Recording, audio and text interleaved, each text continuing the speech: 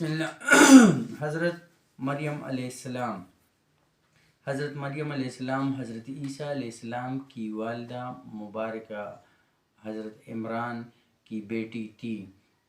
قرآن کریم میں 11 دفعہ آپ کا ذکر آیا ہے۔ حضرت مریم علیہ السلام کا ذکر سورہ التحریم 26 آیت 12 میں آیا ہے، جس میں اہل ایمان والوں کے لیے آپ کو مثال کے طور پر پیش کیا گیا ہے۔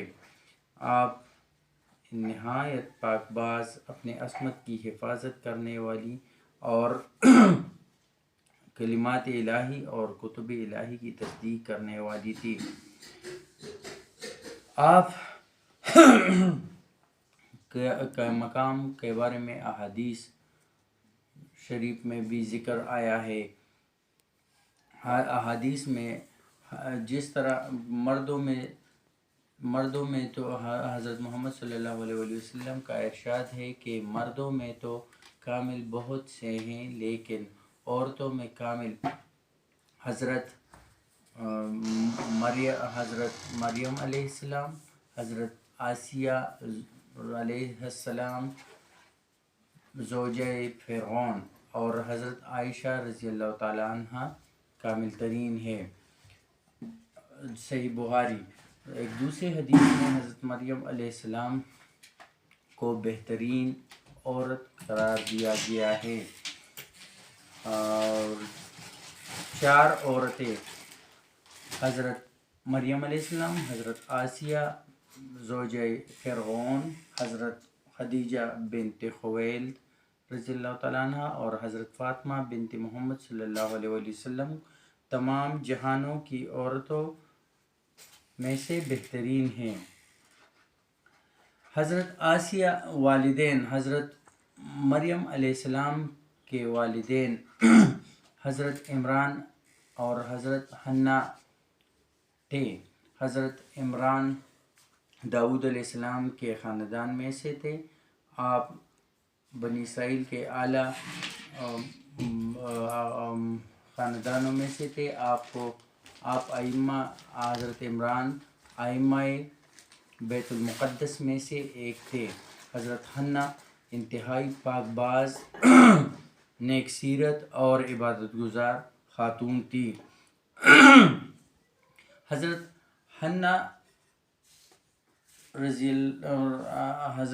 نے اللہ تعالیٰ سے دعا کی تھی کہ اگر اللہ تعالیٰ اسے اولاد دے تو وہ بیت المقدس کی خدمت کے لیے اسے وقف کر دے گی۔ اللہ تعالیٰ نے اس کی دعا سن لی۔ اللہ تعالیٰ نے حضرت مریم علیہ السلام کی شکل میں اس کو اولاد دے دی، لیکن حضرت حنہ کو بیٹے کی امید تھی، لیکن حضرت مریم علیہ السلام کی پیدائش پر آپ نے اللہ تعالیٰ سے دعا کی کہ میں شیطان مردود کے شر سے اس کو اور اس کے اولاد کو تمہاری پناہ میں دے دیتی ہوں۔ اللہ تعالیٰ نے دعا قبول کر لی۔ لہٰذا ایک حدیث میں ہے کہ حضرت مریم علیہ السلام اور حضرت عیسیٰ علیہ السلام شیطان نے نہیں چبویا تھا، حالانکہ شیطان ہر پیدا ہونے والے بچے کو چبوتا ہے۔ بعد میں کفالت حضرت مریم علیہ السلام کی کفالت کا معاملہ آیا تو جیسے کہ حضرت حنہ نے حضرت مریم علیہ السلام کو بیت المقدس کے لیے وقف کیا تھا، لیکن وہاں پر بیت المقدس کے ہر عالم کو یہی خواہش تھی کہ حضرت مریم علیہ السلام کی کفالت وہ کرے، لہٰذا قرآن دازی ہوئی، اور قرآن دازی میں حضرت زکریا علیہ السلام کا نام نکلا جو آپ کے خالو بھی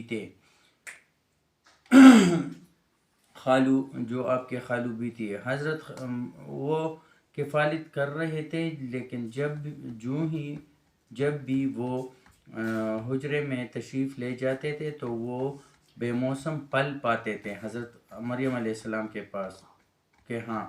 تو وہاں پر ایک بار آپ نے پوچھا کہ یہ کیا ہے، کہاں سے آتے ہیں؟ تو حضرت مریم علیہ السلام کہتی تھی کہ یہ اللہ کی طرف سے ہیں اور اللہ جسے چاہے دے دیتا ہے اور جس طرح چاہے اسے دے دیتا ہے. اس لیے حضرت زکریا علیہ السلام کے دل میں اولاد کی خواہش پیدا ہوئی کہ جس طرح اللہ مریم علیہ السلام کو بے موسم پل دے سکتا ہے اس طرح وہ اولاد بھی دے سکتا ہے. اس کے بعد زکریا علیہ السلام نے اللہ سے دعا کی اور اس دعا کے نتیجے میں حضرت زکریا علیہ السلام کو اللہ تعالیٰ نے اس کو زکریا علیہ السلام کی شکل میں اولاد دی. اس کے بعد حضرت مریم علیہ السلام کا امتحان ہوا. حضرت جبرائیل علیہ السلام کو اللہ تعالیٰ نے ایک خوبصورت لڑکے کی شکل میں بھیجا. جو ہی حضرت مریم علیہ السلام نے جبرائیل علیہ السلام کو دیکھا تو وہ گھبرا گئی اور اس نے اس سے کہا کہ میں تم سے رحمان کی پناہ مانگتی ہوں اگر تم رحمان سے ڈرتے ہو.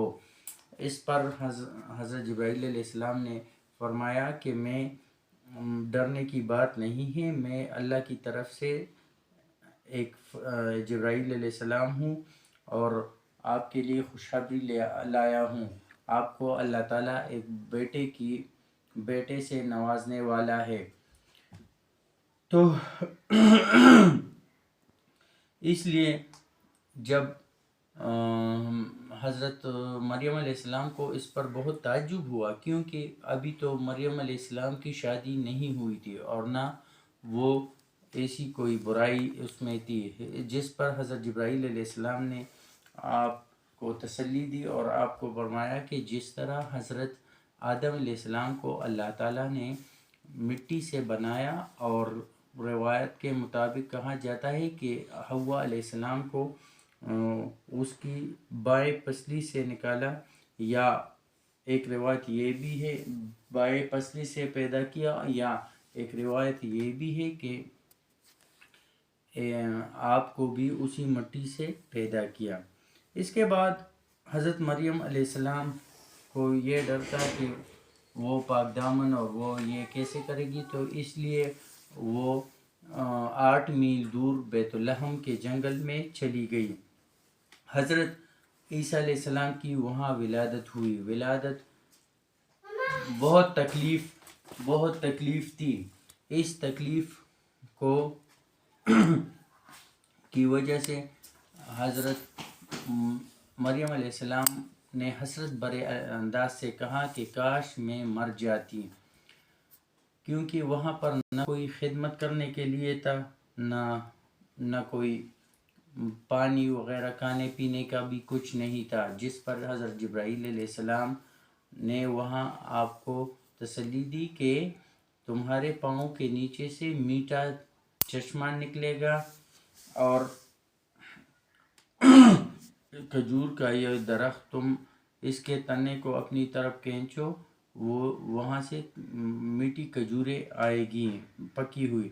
تو ایسا ہی کیا اور اس طرح مریم علیہ السلام کی خوراک وغیرہ کا انتظام بھی ہو گیا.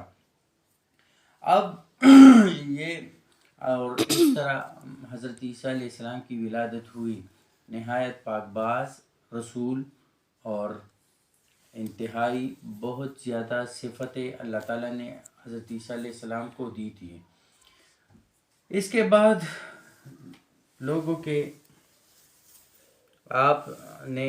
آپ کو تنہائی کا ساتھی بھی مل گیا. حضرت عیسیٰ علیہ السلام کی شکل میں کھانے پینے کا بندوبست بھی ہو گیا.